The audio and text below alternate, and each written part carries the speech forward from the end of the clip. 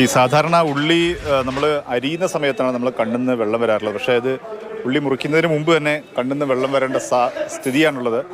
പാളയം മാർക്കറ്റിൽ തന്നെ ഇപ്പോൾ ഉള്ളിക്ക് 72 രൂപ വരെ വിലയുണ്ട്. വില വർദ്ധിച്ചുകൊണ്ടിരിക്കുന്നു. ദീപാവലിക്ക് ശേഷമാണ് ഈ രീതിയിലുള്ള വില വർധനവ് ഉള്ളിക്ക് വന്നു തുടങ്ങിയിട്ടുള്ളത്. ഏതായാലും നിത്യോപയോഗ സാധനമാണ്, അതിൻ്റെ വിലവർധനമാണ് ഇപ്പോൾ ആശങ്ക ഉണ്ടാക്കുന്നത്. എത്രയാണ് വില വർദ്ധിച്ചിരിക്കുന്നത്? വില കുറച്ച് ഒരു 2 ആഴ്ചൻ്റെ അടുക്ക് ഇങ്ങനെ വർദ്ധിച്ചത്. എന്താണ് കാരണം പറയുന്നത്? കാരണം പറഞ്ഞത് നമ്മളിപ്പോൾ ഇവിടെ ഇതിപ്പോൾ മറ്റേ പൂന മാർക്കറ്റ്, അതായത് മഹാരാഷ്ട്രയിൽ നിന്നാണ് വരുന്നത്. ഇത് അവിടെ കഴിഞ്ഞ് ഏകദേശം ഇനി 2 മാസം 3 മാസമൊക്കെ സ്റ്റോർ ചെയ്ത സാധനങ്ങളാണ് വരുന്നത്. അത് പൊതുവെ എല്ലാ വർഷവും ഉണ്ടാകുന്നതാണ്. ഈ സീസണിൽ എല്ലാ വർഷവും വർഷവും ഇത് ഉണ്ടാകുന്നതാണ് സാധനം. അപ്പോൾ ആ സമയമാകുമ്പോഴേക്ക് നമുക്ക് ഇങ്ങനത്തെ സാധനം ഇറങ്ങാൻ തുടങ്ങും. ചെറുതല്ല, ചുവപ്പ് പുതിയ ഉള്ളി. ഇത് നിങ്ങൾക്ക് കണ്ടാണ് വെള്ളം കൂടുതലുണ്ടാവും.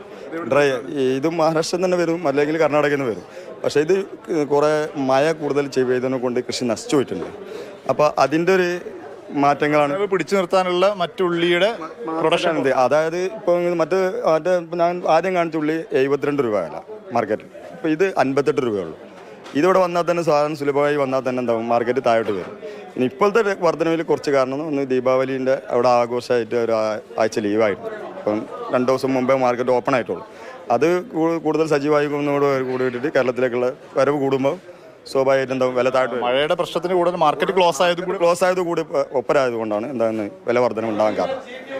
വില കുറയുമോ? വില താഴോട്ട് വരാൻ സാധ്യതയുണ്ട്. ഒരു 2-3 ദിവസമാണ് ഈ പ്രതിഭാസം ഉണ്ടാവുന്നതാണ് നമ്മൾ പ്രതീക്ഷിക്കുന്നത്. എനിക്കൊന്ന് കഴിഞ്ഞ വർഷം അതിന് മുമ്പത്തെ വർഷം മറ്റോ വലിയ തോതിൽ 180 രൂപയൊക്കെ വില അന്ന് ഈ റെഡ് ഉള്ളി തീരെ ഉണ്ടായിട്ടില്ല. കാരണം അന്ന് കംപ്ലീറ്റ് നശിച്ചു പോയിട്ടുണ്ടായിരുന്നു.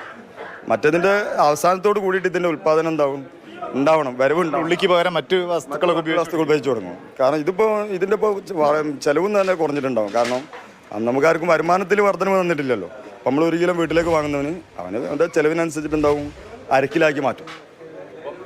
നമ്മുടെ പൂനെ ഉള്ളി കിട്ടാത്തവർ തൽക്കാലം ചെറിയ ഉള്ളി അല്ലേ, അതെ ചെറിയ ഒരു കാഴ്ചയിൽ ചെറുതായി കാണുന്ന ഈ ഉള്ളി ഉപയോഗിക്കണമെന്നാണ് കച്ചവടക്കാർ പറയുന്നത്. ഏതായാലും ഉള്ളിക്ക് വില വർദ്ധിച്ചുകൊണ്ടിരിക്കുന്ന ആശ്വാസകരമായ കാര്യം, വൈകാതെ തന്നെ കൂടുതൽ ഉള്ളികൾ എത്തിത്തുടങ്ങും. അതിനുശേഷം വില കുറയുമെന്ന പ്രതീക്ഷയിലാണ് കോഴിക്കോട്ടെ വ്യാപാരികൾ. അരുൺ കിഷോറിനൊപ്പം മുഹമ്മദ് ഷഹീദ്, മാതൃഭൂമി ന്യൂസ്.